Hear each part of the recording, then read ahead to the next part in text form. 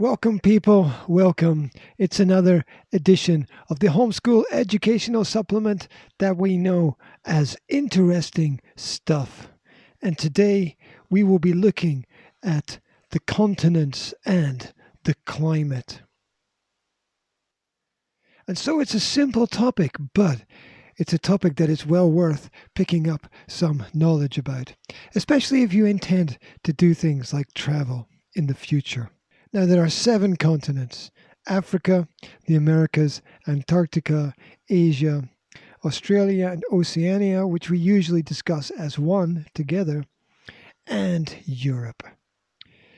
250 million years ago, these continents were one single entity, a giant landmass called Pangaea.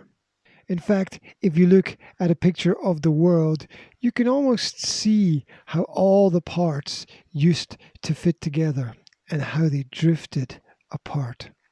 You can see how South America would fit into Africa, and you could see how North America would join with Europe and Great Britain. But that was a very long time ago.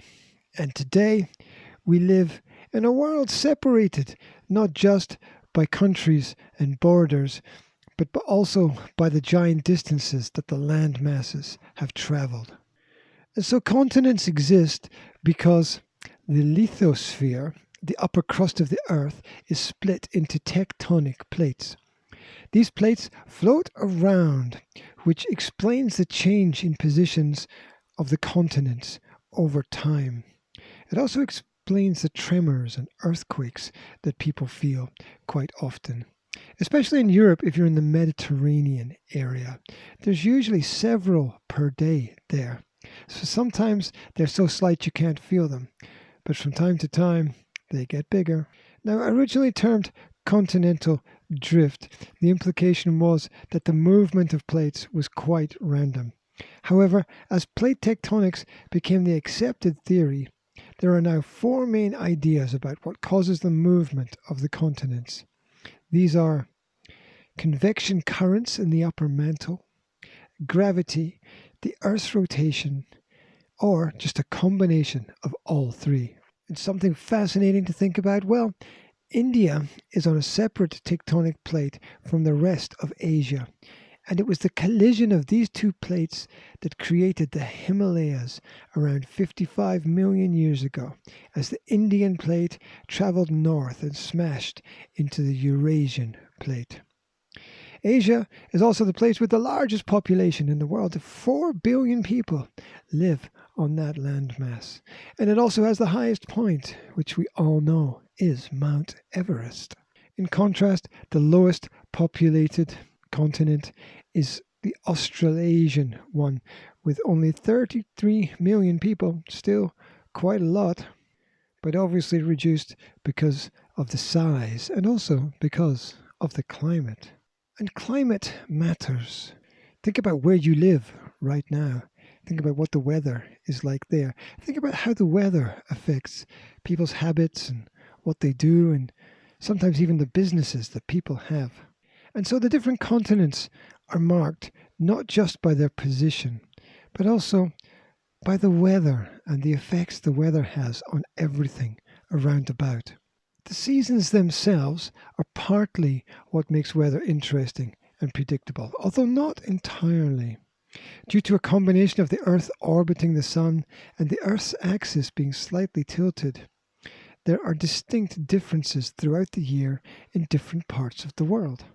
These factors mean that at different times of the year, any given place on Earth receives more or less sunshine each day. This affects temperatures and thus weather. The variation in temperature between the 2 extremes become less and less the closer you are to the equator, that band that circles the middle of the world.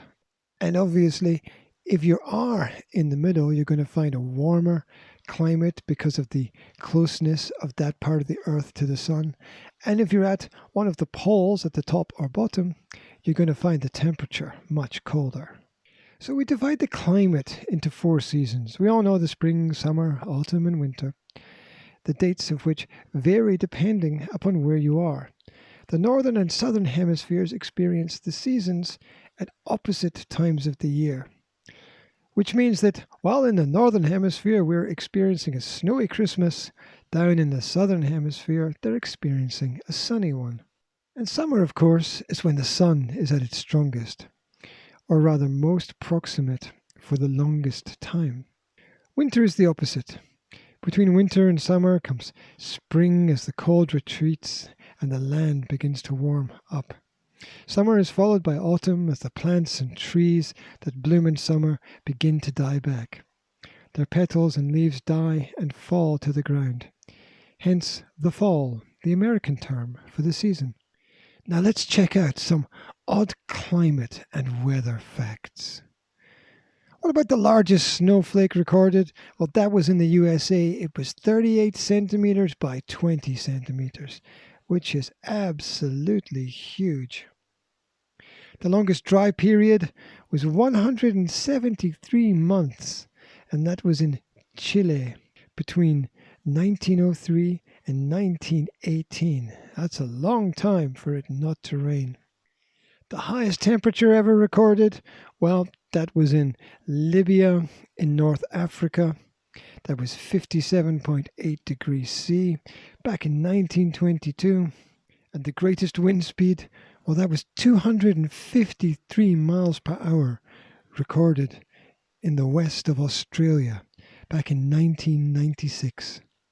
And if you want to know about the cold, well, minus 89.2 degrees C was recorded in Vostok, Antarctica back in 1983.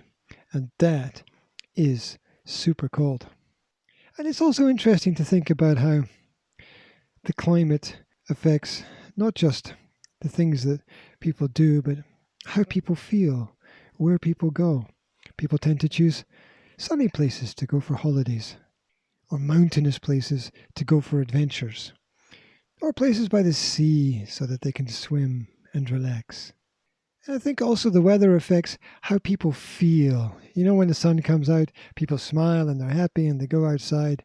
And if it's rainy and overcast, people often feel gloomy as well. Have you noticed that? I have. So I think if it's raining, you have to try and imagine some sunshine in your mind. Or you can just go out singing in the rain, if you like, because it's fun to splash in all the puddles. And what kind of weather do you like? Drop me a line, let me know. And wherever you live, I hope you're having fantastic weather today. I hope the sun is shining and the birds are singing for you. That's it for interesting stuff for today. If you'd like to hear about a different topic, then drop me a line and let me know, and I will look into it for you. As usual, under the video, you will find some comprehension questions. Take care, have a great one, and I'll speak to you again soon. Bye for now.